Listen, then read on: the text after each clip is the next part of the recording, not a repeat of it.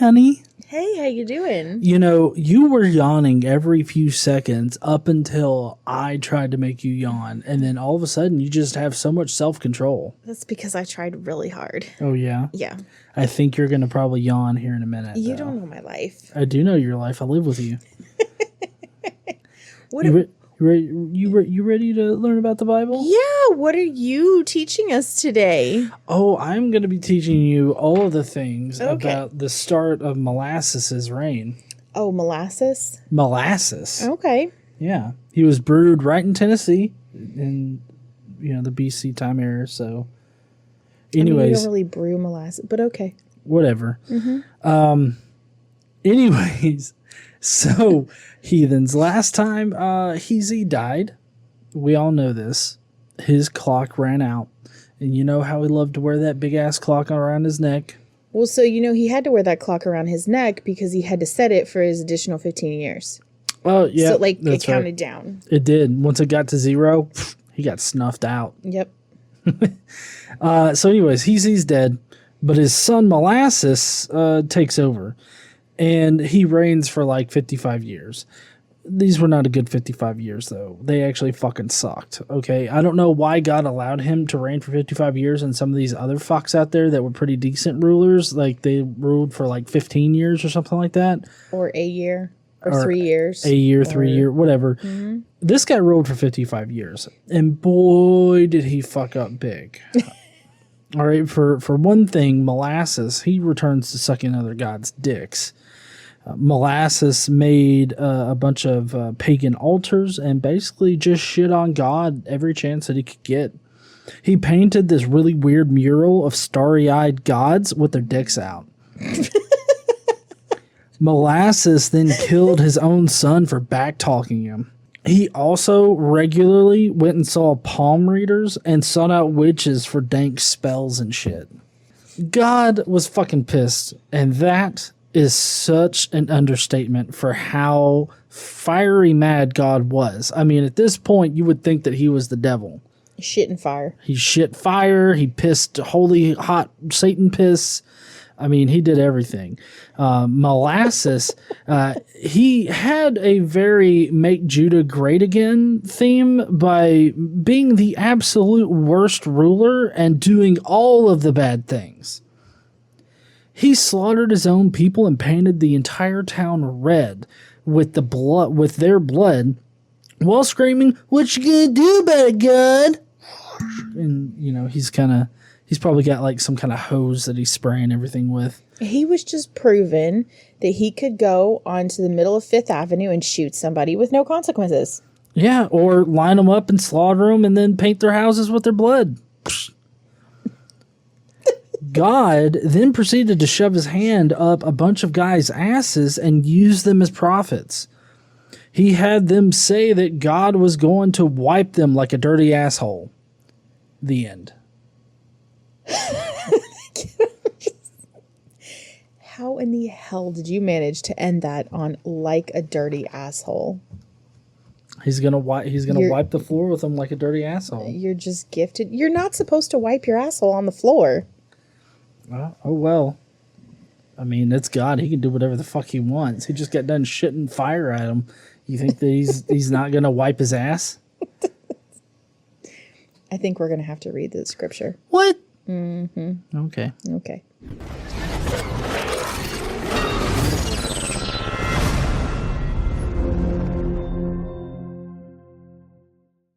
What's up, heathens? How y'all doing? I got it during the intro there. I yawned. She yawned. It was beautiful. # yawn gang. All right, so let's get into this whole molasses business. Okay. So today we're going to hit 2 Kings 20 and 20, a little bit of 20 and 21 and 2 Chronicles 32 and 33. Yeah, unfortunately today's podcast isn't going to be too long, just to let you guys know beforehand. But we're doing it this way because of something special that we're about to get into. And we'll tell you about that here at the end. Yeah, we're setting up something else. So are we ready to go into it? Mm-hmm. Okay, so as GE said the last time, Easy. Hezekiah He died, right? And he was a pretty good king, right? He did what the Lord wanted, and he was a good king, and he helped restore the heart and soul of Judah, right? Yep. Well, Manasseh, not so much. Part of it could be that he was 12 when he took over. And he was a violent little shit, wasn't he? He was the kind of kid that went out there and, like, I don't know, burned dogs alive and shit, I bet. Just for the fun of it. I don't know. That wasn't in here specifically, but he did burn something, and I'll tell you about that. It doesn't say he didn't do that, so... Okay. And Manasseh, his son, succeeded him as king. Manasseh was 12 years old when he became king, and he reigned in Jerusalem 55 years. His mother's name was Hephzibah. He did evil in the eyes of the Lord, following the detestable practices of the nations the Lord had driven out before the Israelites. He rebuilt the high places his father Hezekiah had destroyed. He also erected altars to Baal and made an Asherah pole, as Ahab, king of Israel, had done. So he made an altar for balls? That is not what I said. He bowed down to all the starry hosts and worshipped them. He built altars in the temple of the Lord, of which the Lord had said, "In Jerusalem I will put my name." In the 2 courts of the temple of the Lord, he built altars to all the starry hosts. He sacrificed his own son in the fire, practiced divination, sought omens, and consulted mediums and spiritists. He did much evil in the eyes of the Lord, arousing his anger. You know, I can just see it right now. Molasses is going to visit his palm reading witch person, and his son's right there being like, "Listen, Dad, this is all just hokum. You're really pissing God off. You really don't need to do anything. Like, don't quit seeing these stupid bitches." And the witch was obviously like, "Ooh, I see. You got to burn that little shit." And that's what he did. Yep. He took the carved Asherah pole he had made and put it in the temple, of which the Lord had said to David and to his son Solomon, "In this temple and in Jerusalem, which I have chosen out of all the tribes of Israel, I will put my name forever. I will not again make the feet of the Israelites wander from the land I gave their ancestors, if only they will be careful to do everything I commanded them and will keep the whole law that my servant Moses gave them." Keep the whole law, okay? So everybody who wants to pick and choose their little cherry-picked pieces, right here in, where are we in Chronicles, I think, at this point? Or are we still in Kings? I think this is in Chronicles.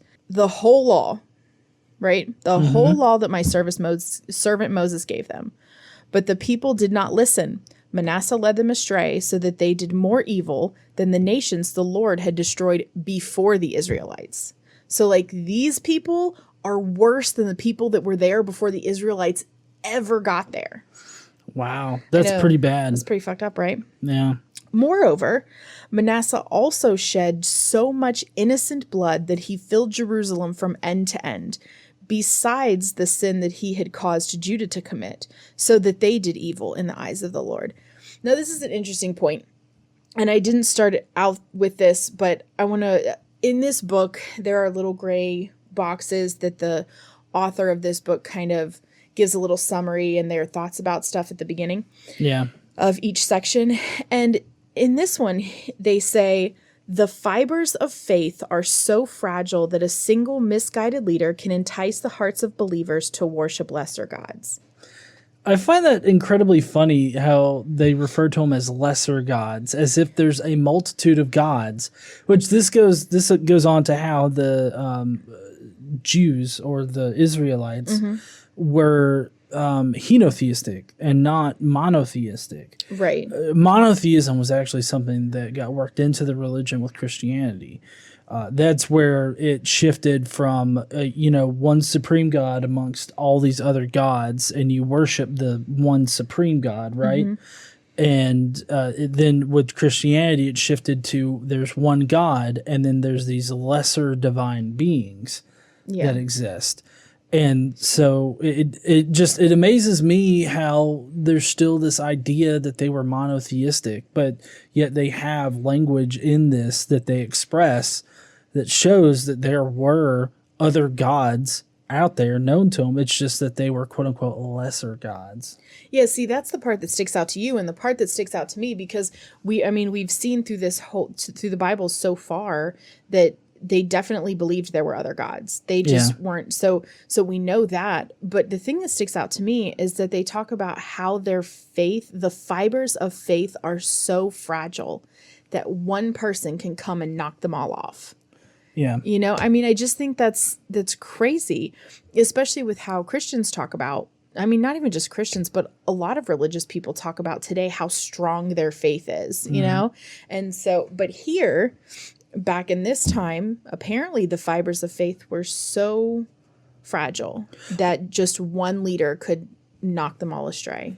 Well, and you know, I feel like this also kind of applies to the video that I posted yesterday, Monday, with Will Smith, you know, saying that you need God in your heart and you do not elect godless people. It comes back to this whole idea that unless you're giving all praise and worship and doing everything that God wants, then it just descends into utter chaos and immorality and all this other stuff. And you can't be good. And you can't be good. Which is absurd. Yeah, and the whole idea that the very fabric of faith is dependent upon who you elect as a leader is just so ridiculous. If that was the case, man, the U.S. right now, oh boy, it's already bad. Yeah. But like if everything hinged upon him and what he felt and everybody did like he did, oh boy. Oh boy. Yeah.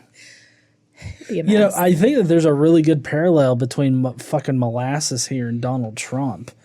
I mean, all of the people are just all of his people are just following along behind him and his fucking crazy ass shit. Yeah, his crazy ass shit. Like he wore a mask the other day, and everybody started praising him for wearing a mask. But before that point, it's like, oh, a mask is a liberal religious symbol of secularism or something. And if you wear one, that means you don't like me. Yeah. And now he puts one on for one trip, right? Yeah. One thing, and they want to give him a fucking cookie. He doesn't deserve a cookie. Also, he doesn't need a cookie.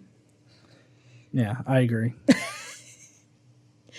Okay. The Lord said through his servants, the prophets, Manasseh, king of Judah, has committed these detestable sins. He has done more evil than the Amorites who preceded him and has led Judah into sin with his idols. Therefore, this is what the Lord, the God of Israel, says. I am going to bring such disaster on Jerusalem and Judah that the ears of everyone who hears it will tingle. I will stretch out over Jerusalem the measuring line used against Samaria and the plumb line used against the house of Ahab. I will wipe out Jerusalem as one wipes a dish, wiping it and turning it upside down. I will force... Yeah. Interesting imagery. The dish being an asshole. No. I will forsake the remnant of my inheritance and give them into the hands of enemies. They will be looted and plundered by all their enemies, as they have done evil in my eyes and have aroused my anger from the day their ancestors came out of Egypt until this day. So he's like super pissed. Yeah, he seems like it. Super, super pissed, y'all. He's the kind of piss that you get whenever you eat Taco Bell and you have to spend the rest of the day on the toilet. Wiping your dish. What? Okay, so I know that was short, but that is all that's in the reading today. But here's what we're going to do. We're going to set up. The next 10 episodes are going to be Isaiah's prophecies about restoration and the Messiah. Okay. Yes, Jesus shit in the Old Testament. I'm ready for this. So, I'm going to have to remind you when we get to the end of that, the 10th of the 10, because we're going to jump back into story then, and what happens with Manasseh, and Judah under him. So here we are. Manasseh's he's king now. He's 12 when he takes over, reigns for 55 years, but we're still in that 55-year time frame, right? He's an adult because he had a son. We're not sure how old he is now, but Isaiah is going to go ape shit on him. Yeah. Isaiah, as he has done previously, he takes to the streets in Judah and warns against idolatry, sorcery, and astrology. And he's going to keep doing that, but he's also going to kind of shift his focus a little bit. And he declares that his mission at this time is to bring comfort to those already in exile and those about to be taken captive. And he wants to tell them that God has a further purpose, and he wants to reveal what's about to happen to them so that when it does, the people will know that it's God who's punishing them and God who will deliver them. Mm-hmm. Okay, so that's made very clear, and he doesn't want them to attribute anything that's going on to the pagan gods that they worship. Everything needs to be attributed to God. All the bad, all the good, right? Everything. So he does that, and he also prophesies about the coming of the Messiah and the everlasting kingdom that he would consider justice, righteousness, and salvation, right? So we're going to be going through all of these prophecies, and it's going to take a couple months, right? Yeah, 10 days. So that's what, 2 months and 2 weeks? 2.5 months, yeah.